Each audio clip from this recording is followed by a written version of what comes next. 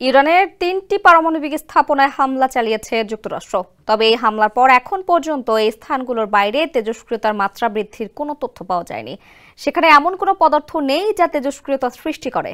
সামাজিক যোগাযোগ মাধ্যম পোস্টে আন্তর্জাতিক পরমাণু শক্তি সংস্থা IAEA জানিয়েছে, ইরানের 3টি পারমাণবিক স্থাপনায় হামলার পর IAEA নিশ্চিত করেছে যে এই সময় পর্যন্ত বাইরের পরিবেশে তেজস্ক্রিয়তার মাত্রা বৃদ্ধির কোনো খবর পাওয়া যায়নি। সংস্থাটি আরও জানিয়েছে, নতুন তথ্য পাওয়া গেলে IAEA ইরানের পরিস্থিতি সম্পর্কে আরও মূল্যায়ন দেবে।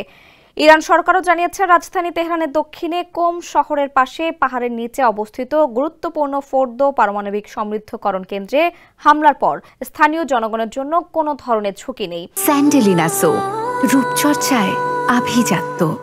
কোম এবং আশেপাশের এলাকার মানুষের জন্য কোনো বিপদ নেই। ইরানের রাষ্ট্রীয় সংবাদ সংস্থা ইরনা জানিয়েছে, যুক্তরাষ্ট্রের যে 3টি পারমাণবিক স্থাপনায় হামলার কথা বলছে, আদতে সেখানে এমন কোনো পদার্থ নেই যা তেজস্ক্রিয়তা সৃষ্টি করে। ওই কর্মকর্তার মন্তব্য থেকে ধারণা করা হচ্ছে, ইরানি কর্তৃপক্ষ বোমা হামলার আগেই হয়তো ওই স্থাপনাগুলো থেকে সমৃদ্ধ ইউরেনিয়াম বা তেজস্ক্রিয় উপাদান সরিয়ে ফেলেছিল। বর্তমানে কোনো দেশ বা আন্তর্জাতিক সংস্থার পক্ষ থেকে উপসাগরীয় অঞ্চলে, বিশেষ করে সৌদি আরব ও আশেপাশের রাষ্ট্রগুলোতে তেজস্ক্রিয় ঝুঁকি বা পরিবেশগত প্রভাবের কোনো তথ্য বা সতর্কতা জারি করা হয়নি। তবে ভবিষ্যতে পারমাণবিক স্থাপনায় বড় ধরনের ক্ষতি হলে পরিস্থিতি দ্রুত পাল্টে যেতে পারে।